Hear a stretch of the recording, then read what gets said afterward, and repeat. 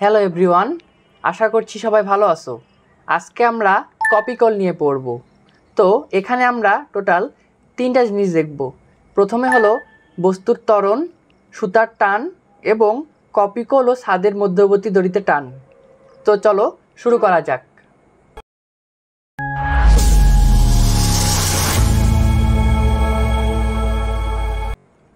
ধরো এটা একটা কপিকল। এখানে M1 এবং M2 ভরের দুটি বস্তু রয়েছে, যেখানে M2 গ্রেটার দেন M1 আমি ধরে নিচ্ছি। তাহলে এই দুটি বস্তুর জন্য অবশ্যই ওজন নিচের দিকে কাজ করবে, অর্থাৎ M1 বস্তুর ওজন নিচের দিকে কাজ করবে M1G পরিমাণ এবং M2 বস্তুর জন্য ওজন নিচের দিকে কাজ করবে M2G পরিমাণ। এখন সুতার টান সর্বদা বস্তু থেকে বাইরের দিকে কাজ করে, অর্থাৎ এক্ষেত্রে সুতার টান কাজ করবে বস্তু থেকে উপরের দিকে। আবার এই বস্তুর ক্ষেত্রেও টান বল কাজ করবে বস্তু থেকে বাইরের দিকে, যেটা উভয় ক্ষেত্রে সমান হবে।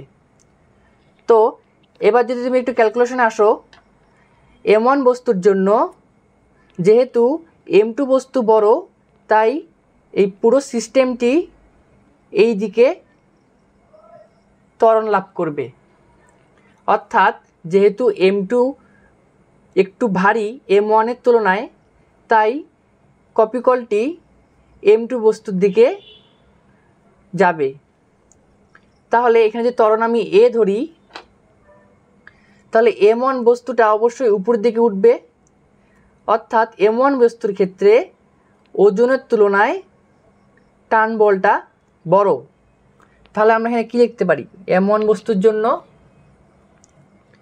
টান বল মাইনাস M1G সমান M1 ইন্টু A। কারণ কপিকলটা যেহেতু A ত্বরণে এইদিকে নিম্নগামী, তাহলে অবশ্যই A ত্বরণে উপরের দিকে ঊর্ধ্বগামী হবে। সেজন্য আমরা প্রথম বস্তুর জন্য লিখলাম এর কার্যকর ত্বরণ A। এখান থেকে আমরা টানের মান কত পাবো? টান বল M1A প্লাস M1G। আবার তুমি যদি M2 বস্তুর জন্য হিসাব করো, এক্ষেত্রে M2 বস্তু ভারী হওয়ায় এখানে M2G মানে এই ওজন বলের মান টান বল অপেক্ষা বড়, অর্থাৎ এই ক্ষেত্রে আমরা লিখতে পারি M2G মাইনাস টান বল সমান M2 ইন্টু A, মানে বস্তুর উপর কার্যকর বল হবে M2 বস্তুর উপর কার্যকর বল হবে M2 ইন্টু A, কারণ এটাও A ত্বরণে নিম্নগামী হবে। তো এখান থেকে যদি আমরা T এর মানটা আবার আলাদা করি, কি পাবো? M2G, আর এটা এই পাশে চলে আসলে মাইনাস M2A। এখন দুটি টান বলে যেহেতু সমান, তাহলে আমরা লিখতে পারি যে M1A plus M1G is equal to M2G minus M2A। বা এখন আমরা এগুলাকে একদিকে করি, M1A plus M2A is equal two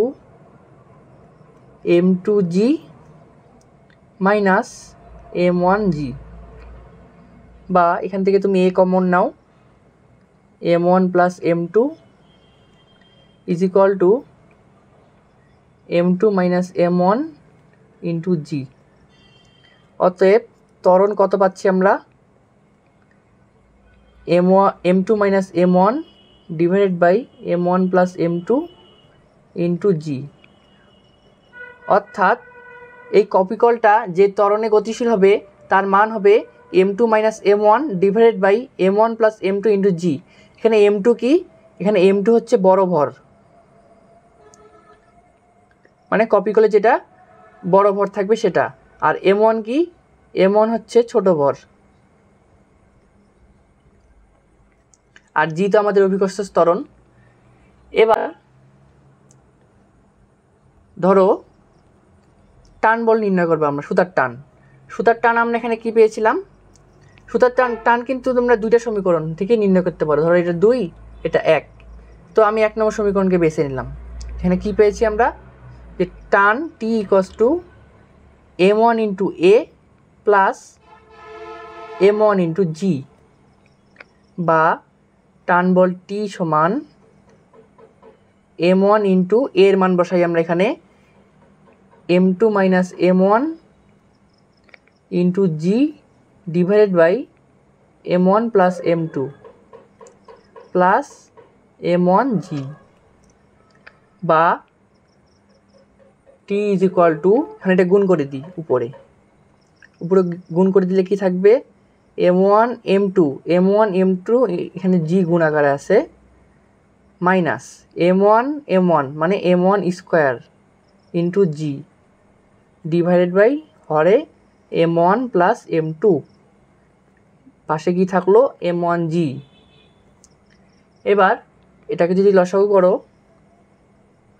m1 plus m2, উপরে এটাই থাকবে m1 m2 g minus m1 square g plus, এখন এখানে দেখো লসাগু করলে তাহলে এটার সাথে এটা গুণ হয়ে যাবে, তাহলে m1 এর সাথে m1 জি গুণ করলে m1 square g plus m2 এর সাথে m1 জি গুণ করলে m1 m2 G is equal two, দেখো এই দুটো কাটাকাটি চলে যাচ্ছে, m1 স্কোয়ার জি প্লাস আর মাইনাস এই দুটো কাটা, থাকলো কি উপরে m1 m2 জি, এখানেও m1 m2 জি, তার মানে 2 m1 m2 G divided by m1 plus m2, বা এর পরবর্তী লাইনে তুমি লিখতে পারো 2 m1 m2 divided by m1 plus m2 into g, যেটা কপি কলের সুতার টান বলের মান।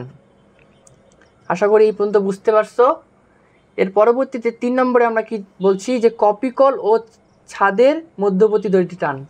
তার মানে কপিকলটা যেই সুতার মাধ্যমে ছাদ থেকে ঝুলছে, এই সুতাতেও তো একটা টান বল কাজ করতেছে, যেটা বস্তু থেকে বা কপিকল থেকে উপরের দিকে।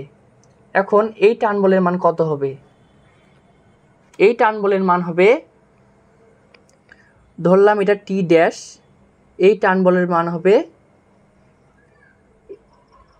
দুটি টান বলের যোগফলের সমান, বা 2 m1 m2 divided by m1 plus m2 into g plus আবার 2 m1 m2 divided by m1 plus m2 into g. তাহলে এখান থেকে কত পাবো আমরা, এখান থেকে পাবো 4 m1 m2 divided by m1 plus m2 into g, যেটা এটা কিসের মান, এই টান বলটা হলো কপিকল ও ছাদের মধ্যবর্তী দড়িতে টান, মানে এই দড়িতে টান। আশা করি সবাই বুঝতে পারছো। কোনো প্রবলেম থাকলে জানাবে। আজকের মতো এই পর্যন্তই, সবাইকে ধন্যবাদ।